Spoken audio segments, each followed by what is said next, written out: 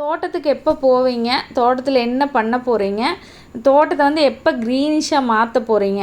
அப்படின்லாம் நிறைய அடுக்கடுக்காக கொஷின் வந்து எனக்கு வாட்ஸ்அப்லேயும் கேட்டீங்க, கமெண்ட் பாக்ஸ்லேயும் நிறைய பேர் கேட்டீங்க. அதுக்கான பதில் வந்து இப்போதைக்கு நான் தோட்டத்துக்கு இன்னும் போகிறதுக்கே 1 வாரம் ஆகுங்க. அப்பா அது வரைக்கும் பார்த்துக்குவாங்க. அப்பானால் பெருசாக எல்லாமே பண்ண முடியுமானா முடியாது. அப்பா வந்து முருங்காடு ஒரு 5-6 ஏக்கராக்கு முருங்காடே இருக்குதுங்க. முருங்கை மரமே 5-6 ஏக்கராக்கு இருக்குது. 6 ஏக்கராவே என்னமோ முருங்கை மரம் மட்டும் இருக்குது. அந்த முருங்கை மரத்துக்கு தண்ணி கட்டுறதுக்கே அப்பாவுக்கு போதும்னு ஆயிரும். அதனால் வந்து அப்பா மற்ற வேலையெல்லாம் பெருசாக அப்பானால் பண்ண முடியாது. அதுக்கு ஒரு ஆள் கண்டிப்பாக வேணுங்க, முருங்கை மரத்துக்கு தண்ணி கட்டுறதுக்கே. அதனால் வந்து நான் 1 வாரம் கழித்து போனதுக்கப்புறம் என்னென்னலாம் செய்ய போகிறேன் அப்படிங்கிறத நான் உங்களுக்கு அப்பப்போ வீடியோவாக வந்து அப்டேட் பண்ணிடுவேன்.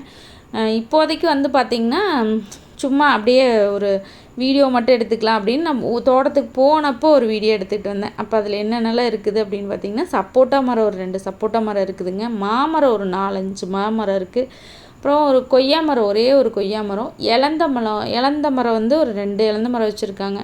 அது எதுக்குன்னு பார்த்திங்கன்னா, இந்த ஹைப்ரிட் இலந்த மரம்னு சொல்லுவாங்க, பெரிய இலந்த பழமாக இருக்குங்களாமா. அது என்ன காயெல்லாம் இல்லைங்க, இருந்தது மரம் மட்டும் 2 மரம் இருந்தது, எடுத்துக்கிட்டோம். அப்புறம் வந்து கொழுமிச்சங்க மரம் இருக்குதுங்க, எலுமிச்சை மரம், கொழுமிச்சை மரம். இந்த மாதிரி வீட்டுக்கு நம்ம அன்றாட தேவைகளுக்கு வந்து என்னெல்லாம் வேணுமோ அந்த மரத்தையெல்லாம் வச்சுருக்குறாங்க. இதையெல்லாம் வந்து பராமரிக்கிற வேலையை நம்ம தான் போனதுக்கப்புறமா பார்த்துக்கலாம் அப்படின்னு சொல்லிட்டு, கொழுமிச்சை மரத்துலலாம் ஒன்றும் பெருசாக காய் இல்லைங்க, இருக்கிற காய் எடுத்துகிட்டு. கொழுமிச்சங்காயில் வந்து சாப்பாடு செஞ்சால் சூப்பராக இருக்குங்க. நம்ம லெமன் சாப்பாடு செய்கிற மாதிரி கொழுமிச்சங்காயில் வந்து சாப்பாடு செஞ்சால் சூப்பராக இருக்கும். கொழுமிச்சை மரம் இருக்குதுங்க. அதுக்கப்புறம் பார்த்திங்கன்னா ஃபுல்லாகவே தென்னை மரம் ஒரு 100 மரம் இருக்குங்க. அது போக பார்த்திங்கன்னா ஃபுல்லாகவே வந்து முருங்கை மரம் தான், காடு ஃபுல்லாக முருங்கை மரம் தான் இருக்குதுங்க.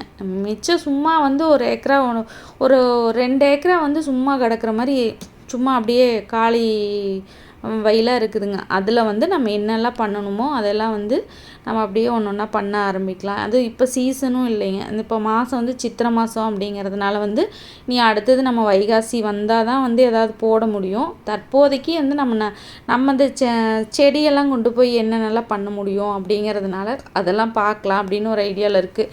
இதில் தான் வந்து கொஞ்சம் சோளம் கம்பெல்லாம் போடலாம் அப்படின்னு ஒரு ஐடியாவில் இருக்கிறேங்க.